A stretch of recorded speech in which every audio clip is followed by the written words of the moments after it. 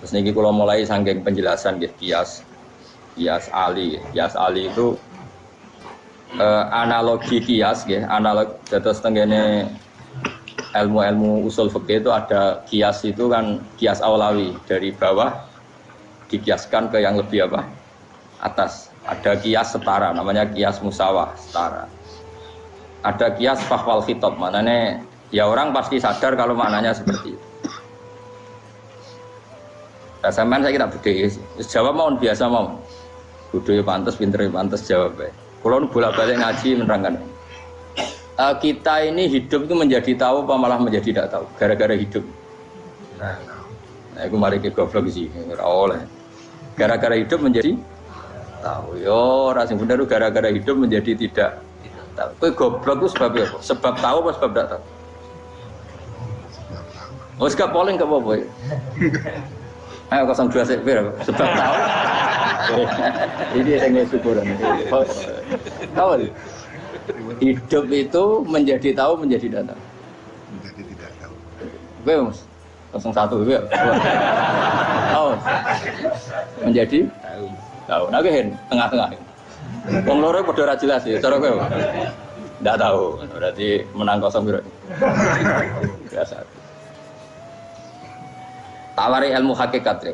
Jadi awal syaratnya jadi wali. Sebelum jadi wali ku yo angel tapi tak warai mukadimah ya no. Jadi nak bar iki urung wali cek apa? Mukadimah. Ndak sekarang misalnya gini, saya mau minum teh. Berarti saya melihat teh. Saya minum teh. Karena saya fokus minum teh terus anak saya main di sekeliling saya, anak saya kecil misalnya. Terus jatuh. Saya ini dianggap bodoh kan? Bodoh kan, gara-gara mau minum teh fokus saja membiarkan anak jatuh. Yang andai kan saya tidak fokus minum teh, mungkin anak saya terkontrol. Terus ngerti nak ada cilik kan potensi apa. Begitu juga dunia. Gara-gara delok babunan ayu-ayu, delok gemerlapi dunia politik, delok hal-hal yang enggak penting, akhirnya melupakan hal yang penting. Sekarang misalnya Allah itu Ar-Razzaq, pemberi rezeki, Allah itu Al-Mudabbir sing ngatur dunia. Gara-gara Fauzi terus meyakini satu makhluk apa yang nyelametno Indonesia. Ini kan dari iman kepada Allah menjadi iman kepada itu tidak boleh sih, iman ya baik pangeran. Jadi dunia itu biasa lah ya. Oh, nomor itu kok iso nentokno. Cuma ya tetap berorganisasi secara duniawi, tapi tetap sih menentukan. Ini rungono tenan awas. Nah karena kita hidup maka menjadi tidak tahu. Kita tahu itu menjadi tidak tahu. Surgono sehingga nanti tak terangkan sekian dalil dari Quran dan hadis. Gara-gara saya fokus minum teh, terlena mau ngopi, wah sena isu-isu ngopi. Gara-gara terlena itu anak saya jatuh, menjadi tidak tahu. Begitu juga dunia. Makanya Allah sering memberi nasihat, fala taghurrannakumul hayatud. Kamu jangan tertipu lagi di dunia. Ibaratnya Allah ning pinggirem, zat paling penting, paling pokok. Tapi kamu abaikan. Kamu bilang jabatan penting, teman penting, mitra pejabat penting, komunitas penting. Kamu sampai lupa bilang nah Allah itu lebih penting. Nah, ini sudah mulai kena hijab. Nah orang yang kena hijab ini nanti tidak bisa masuk surga karena Allah duka dengan duka marah besar. Allah ngendikan kalla innahum ar-rabbihim yauma idzil lamahjubun. Orang-orang ini nanti ketika di akhirat terhijab dari saya. Karena zaman yang dunia ora tau roh aku. Kenapa kok terhijab? Justru karena ada yang diketahui. Justru ada yang diketahui. Contoh paling mudah itu copet atau lonte atau koruptor atau apa saja. Misalnya nyuwun sewu orang jadi copet itu kan umur 17 atau misalnya jadi pekerja seks nakal itu kan umur 17 atau 18. Hanya karena pernah mendapat rezeki dari judi misalnya atau dari transaksi yang haram. Terus dia bilang gini, aku nak jadi copet mangan kopo. Aku nak judi mangan kopo. Aku nak gak jadi wong nakal mangan kopo. Padahal dia 17 tahun nyatanya bisa makan, birizkillah apa? Tapi pernah merasakan 1-2 bulan dari rezeki haram, dia menvonis seakan-akan tidak bisa makan kecuali dari rezeki haram. Ya itu tadi gara-gara tahu nikmatnya uang yang sepintas lewat haram, nyopet atau korupsi, terus menafikan nikmat-nikmatnya. Jadi dari tahu nikmatnya nyolong atau korupsi menjadi tidak. Makanya kalau dalam ilmu tasawuf itu gini fatwalian, manusia sekarang itu tidur, kalau mati baru bangun. Jadi cara ilmu tasawuf itu annasu niyamun wa idza matu intabau. Mungkin ada yang hafal tapi ra paham. Jadi tak terang. Annasu niyamun wa idza matu intabau. Manusa kabeh sak donya iku turu. Nek wis mati lagi tani. Mergo kena wis mati iku lagi roh. Jebule sing hak tenan iku sujud ning pangeran. Sing hak tenan iku subhanallah walhamdulillah. Sing hak tenan iku muni Allahu akbar. Kayak zaman ning donya dintekno kowe ngomong no Amerika super power. Kenal presiden penting, kenal menteri penting, kenal kiai gede penting. Kuwi mbok entekno. Barang-barang sing cara akhirat gak mendesak mbok entek. Wong nak ramangan mati, nak ra duwe gaji sumpek. Pensiun sumpek.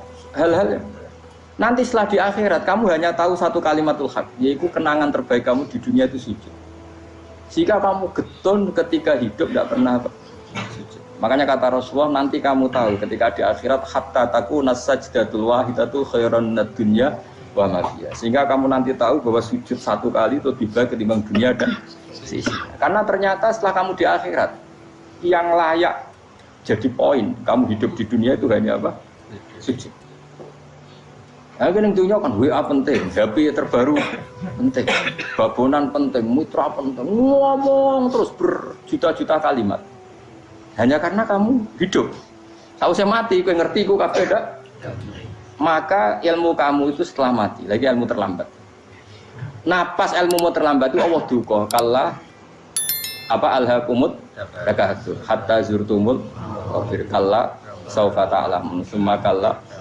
Terus kalla law ta'lamuna ilmal yakin la tarawunnal jahim. Pas kowe ilmumu wis bener, Gusti ternyata penting sujud teng jenengan, ternyata penting jenengan Allah.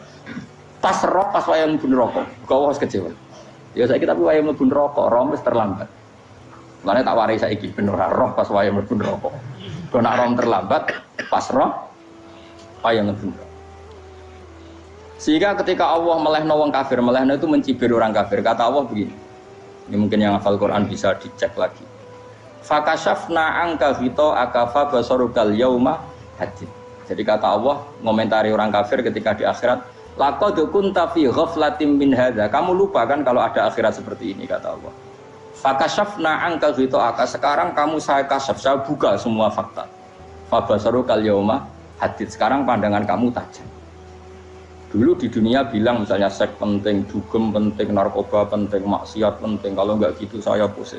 Nanti di akhirat semua ini jadi problem. Artinya apa? Gara-gara di dunia melihat gemerlapnya dunia, dia menjadi tidak tahu pentingnya Allah, tidak tahu pentingnya akhirat. Maka dengan hidup malah menjadi tidak tahu.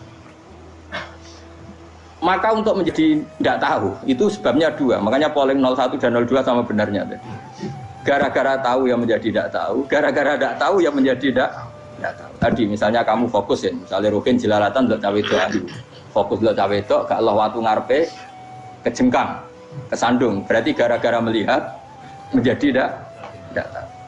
Ya kira-kira seperti itu. Gara-gara fokus delok dunya nganti raro hahae Allah Subhanahu wa taala. Di sini Allah sering pesan fala taghurrannakumul hayatud dunya wala yaghurrannakum billahil ghurur. Kamu jangan tertipu dengan kehidupan dunia. Makanya saya itu orang yang paling fanatik sujud. Soalnya kalau suwun jenengan sing sujud. Wes sujud salat 5 waktu lah nikmati.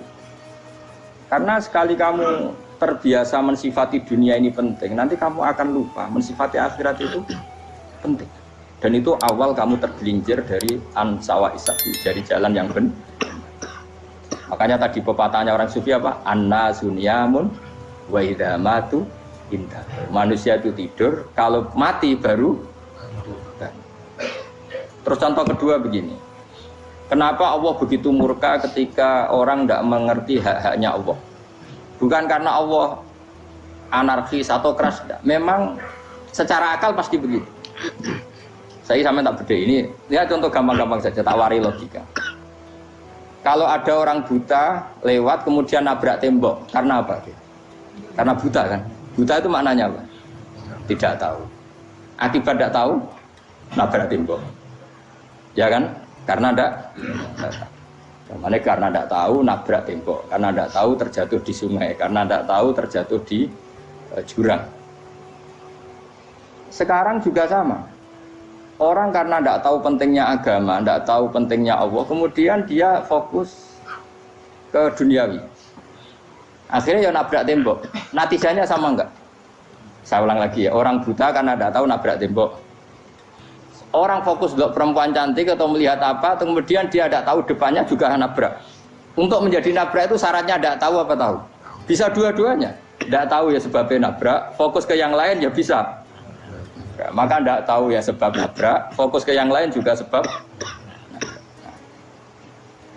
Nah mata kita, hati kita ini sudah dipenuhi hal-hal yang tidak penting, sehingga kita lupa dari hal yang penting. Kayak tadi kita mau minum kopi saja, fokus sampai meninggalkan anak main sampai jatuh. Berarti minum kopi sebenarnya tidak satu kebodohan, tapi ketika membiarkan anak kecil jatuh itu adalah kebodohan. Sebetulnya makan menikmati dunia itu tidak kebodohan, tapi ketika Anda melupakan Allah itu menjadi satu apa? Kebodohan. Ini disebut kamu jangan terlena oleh kehidupan apa? Dunia. Nah kenapa terlena? Itu kakean delok. Mulane Nabi itu ora tau delok dunia. Nabi, saya ini tak latih gitu di wali, tapi mukadimah. Kulon itu belum pernah delok. Saya pernah punya kakak wakil bupati, punya teman gubernur banyak tuh. Kalau delok susu rawani, mereka khawatir seneng. Nabi itu pernah, Nabi itu jenenge manusia, pernah lewat itu. Kemudian tonggo-tonggone Nabi kebetulan pas pulang bawa unta-unta banyak. Itu Nabi melihat mungkin 0, sekian detik. Itu dilori pangeran. La tamuddanna ainaika ila ma matta'ana bihi azwajam minhum zahratal hayatid. Jadi misalnya kayak Rogen misalnya dulu wong numpak Alphard pejabat ana sing bukakno. Enake dah nak dadi wong ngene iki. Kalimat itu direkam oleh Allah bahwa Mustafa pernah ngomong enake dadi wong iku numpak Alphard ana sing bukakno. Tapi kita tetap kirim. Sehingga nanti di akhirat kalimat itu direkam misalnya nanti ternyata yang numpak Alphard misalnya nyuwun sewu misalnya yang numpak Alphard tadi tetap di neraka, kamu ya ikut di neraka. Karena dia menikmati Alphard lali akhirat, kowe yo ngangen-angen kepengen seperti itu. Maka poinnya sama. Kalau pun rokok bareng. Terus ada orang sujud di musola, melarat sujud. Kowe gak pernah enake dadi wong iku. Padahal sujud itu yang menjadi orang masuk surga. Terus kowe ditakoki ning akhirat. Kowe tahu angen-angen dadi wong sujud mboten nate. Tapi kowe tahu angen-angen mewah nate. Yes, seneng ono kira-kira gitu. Lha iku latara undal pas kowe roh ilmu yakin pas wae mlebu neraka. Iki mulane tak ajari dini kiat-kiat supaya kira mlebu. Makanya latih melihat dunia gue juga kesuwen. Misalnya di konco jadi pejabat. Kalau nanti di keluarga pejabat sampai sekarang pun saya sering punya teman. Buat nanti kalau melihat bahwa dia pejabat. Karena saya takut dosa. Saya melihat dia seorang mukmin yang sujud, yang sholat. Saya bodoh sekali kalau melihat dia pejabat. Karena itu tidak ada artinya di akhirat.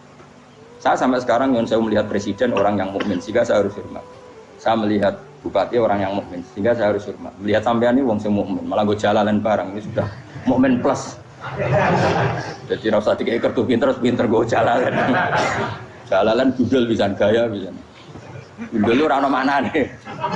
Oh anu kager wong bisa maca kitab kok. Jos lah. Jadi saya ulang lagi ya.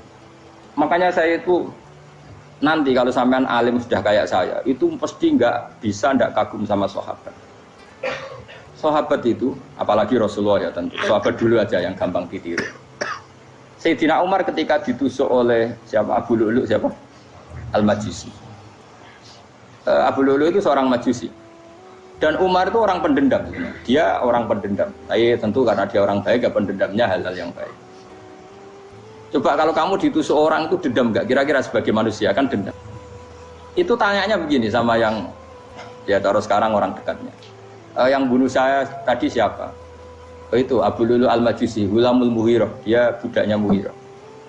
Majusi, iya ya Umar. Dia sudah mau mati. Itu ngendikan gini, sama siapa alteknya?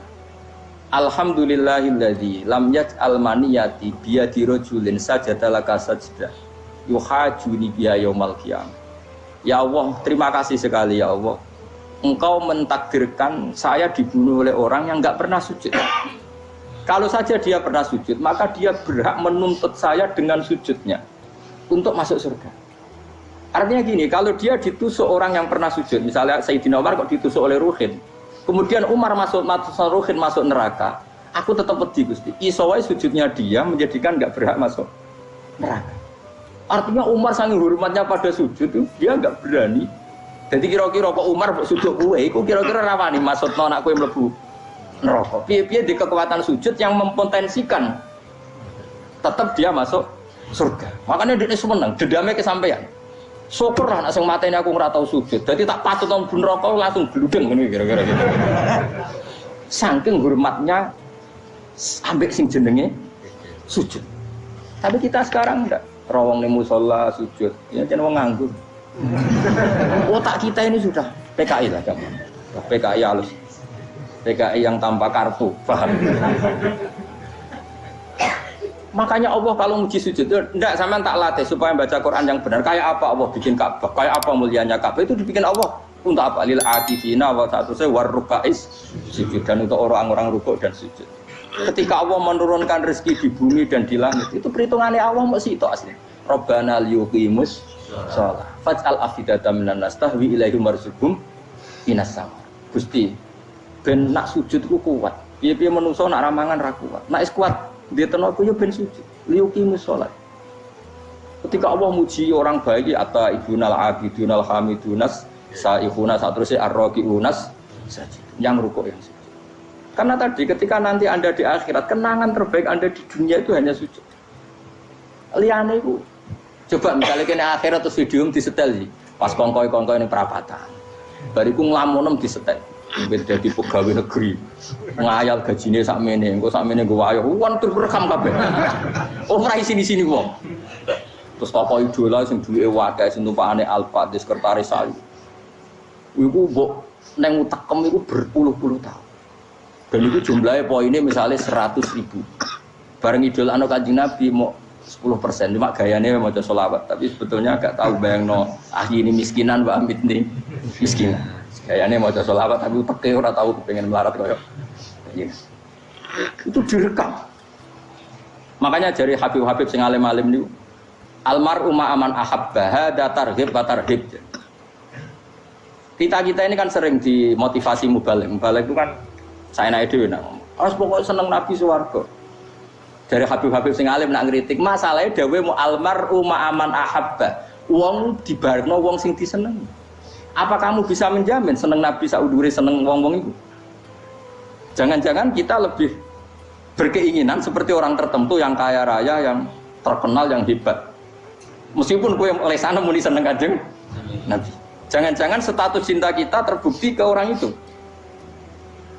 Iya toh, misalnya gambarnya pasang neng kamar, puas. Partai, uang, kuasa. Terus kue nyumbang masjid nyuwun sewu mau 50.000. Tapi bareng nyumbang untuk kemenangan orang itu 10 juta. Nyebut uang itu satu hari 100 kali. Nyebut Nabi pendak sholat. Bareng dihitung, dipoling mbek malaikat. Disurvei buat dipoling orang roh pokoknya. Dengan cara begini status senangnya orang ini ke siapa? Ya, ono pengajian sholawatan nyumbang 50.000. Nanggo pemenangan. Tapi sudah diundang khaya ala sholah melakukan ngenteni komat.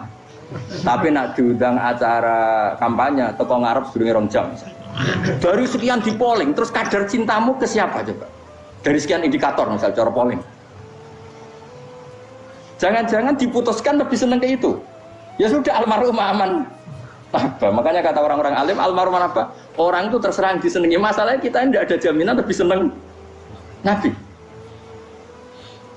Ya orang ada jaminan ya saya aman misalnya. Hitung dewi-dewi. Rasa menang terus kok begitu. So wis kadung terus, so wis kadung. Makanya Sufyan Ats-Tsauri itu dadi wali ku mangsa mergo ibadah akeh mboten. Sufyan Ats-Tsauri gurunya Imam Syafi'i dadi wali itu sederhana. Sama tak ceritane orang-orang jadi wali dengan cara yang sederhana. Tapi kan niru copy paste ya, artinya ora apa ya KW lah. Kalau niru enggak apa-apa, tapi KW kebaikan.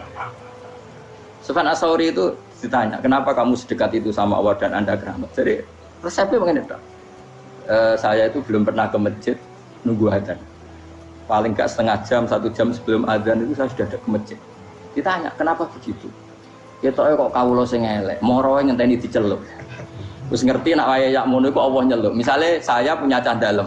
Atau saya punya karyawan, tiap jam 8 itu buka toko. Nah, bayangno itu. Saya punya karyawan, tiap jam 8 tugasnya buka.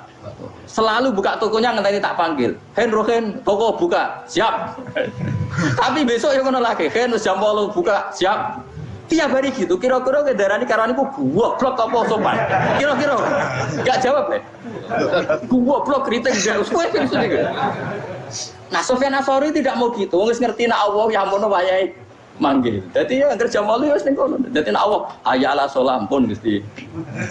Ayala salam pun teng mriki. Iku iso dadi wali.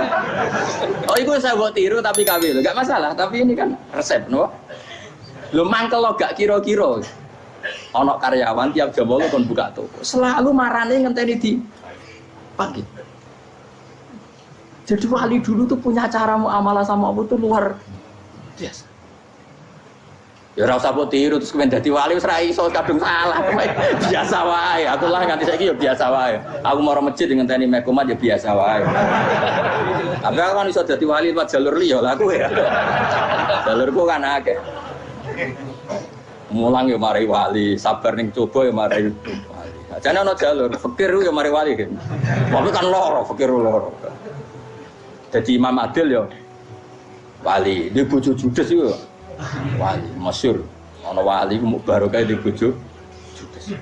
Jadi ya jalur dadi wali. Wah lebih ngeri lagi. Ngeri tenan nganti akhirat dijak wedi. Dari anak jote wae kan. Para suami takut istri silakan baris, bareng sing wis baris, bareng sing wedok. Pak Rene lho tetep moro-moro. Wah, aku tibojo kegawangan ini akhirat bahaya, you know. Yes. Bahaya, mau tibojo nganti kegawan apa? Tengah akhirat. Masyhur jadi cerita-cerita wali guys. Ya saya ulang lagi ya. Latih, meskipun dari kecil latih. Makanya kamu tahu kenapa Quran itu kalau ngendikan sujud kayak gitu spesial. Balillah fa'bud wa kum minas syakirin. Jadi meskipun kita di dunia umumnya orang saya makan, saya minum. Saya juga punya istri, punya keluarga, punya apa. Tapi saya belum pernah melihat anak saya itu sebagai anak saya. Saya kalau melihat anak saya ini teman sujud saya, nanti yang meneruskan sujud saya. Saya tenan kulon bolak-balik ditanya istri saya dan agak-agak marah. Terus Pak, kenapa kamu hormat sama anak sampai gitu? Kalau nanti manja gimana? Kalau terlalu manja, saya bilang itu udah anak saya. Itu nanti yang meneruskan sujud saya, meneruskan rukuk saya. Saya nanti pasti mati dan saya butuh di bumi selalu ada yang sujud sama Allah. Dan itu yang paling dalam otoritas saya itu anak saya. Orang lain itu enggak dalam otoritas saya. Jika kita melihat anak itu ini penerus sujud saya, penerus rukuk saya. Kita enggak sudah duniawi sekali. Rumah tanah, anak tua ben di rumah. Kapitalistik. PKI lah pikirannya yang ngono, Cina yang ngono. Mau fasek-fasek neng dalan yang ngono, kowe nggawa jalalan ngalor itu percaya ngono. Jadi dulu itu kalau para nabi donga fahab li milladunka waliya yarithuni wa yarithu min ahli Yakub, seorang turunan yang meneruskan tradisi sujud, tradisi. Sehingga ulama-ulama dulu kalau dongakno anake ya min ahli sujud, wa min ahli Al-Qur'an, wa min ahli sunnah napa? Enggak apa-apa kowe seneng donya gak apa-apa. Ora usah tak warai wis seneng dhisik. Paham? Dadi iki ora usah. Ora usah cara Gus Bak ra apa-apa. Ora usah tak arani ra apa-apa wis mbok lakoni. Makanya pulau suwon sangat. Sujud itu luar biasa. Nanti kamu di akhirat kenangan terbaik Anda di dunia adalah pernah apa? Sujud. Bayangkan kalau itu jadi orientasi Anda. Anda berpolitik, cek melok partai Gerindra, cek Golkar, cek PDI supaya jadi penyuara sujud tidak dilarang di Indonesia karena umat Islam mayoritas. Saking mayoritasnya sampai pejabat rasolatnya rawani. Beberapa pejabat rasolat bakal dipilih. Itu berarti kamu berpolitik niat bikin satu pressure supaya standar orang benar adalah sing nopo sujud itu ya benar. Kok yang kaya kerja biar bisa beli tanah untuk masjid. Yang orang miskin ikut menopang supaya masjid itu berdiri. Semuanya orientasinya menuju apa? Sujud. Jadi tidak sujud itu harus jadi wong khusuk sing goblok terus sujud terus. Tahu-tahu negara dikuasai komunis misalnya. Terus akhirnya sujud gila. Termasuk menciptakan satu suasana Islami di negara ini juga berarti menciptakan keberlangsungan sujud. Karena dengan suasana Islami berarti sujud tidak dilarang bahkan dianjurkan dan sebagainya. Ini penting saya katakan karena kalau tidak diingatkan ruwet.